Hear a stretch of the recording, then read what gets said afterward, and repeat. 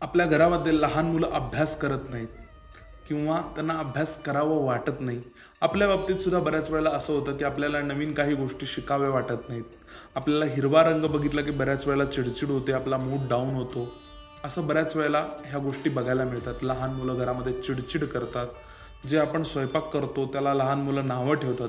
अशा वेळेला तुमच्या घरातील बुधाची ऊर्जा ही पूर्णतः बिघडलेली असू शकते. ही सुधारण्याकरता तुम्ही काय करू शकता?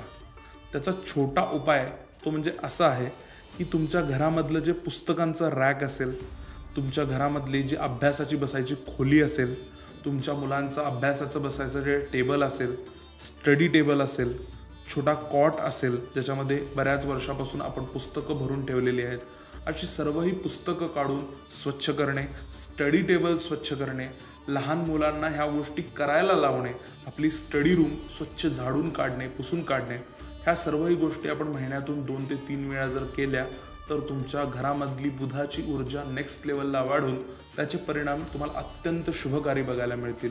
नमस्कार, मी तेजस प्रिया प्रसाद जोशी रिप्रेझेंट करतो श्रीविद्या वास्तूला. अशा छोट्या मोठ्या व्हिडिओज करता मला लाईक करा, फॉलो करा, कमेंट करा व हा व्हिडिओ इतरांसोबत सुद्धा नक्की शेअर करा. धन्यवाद.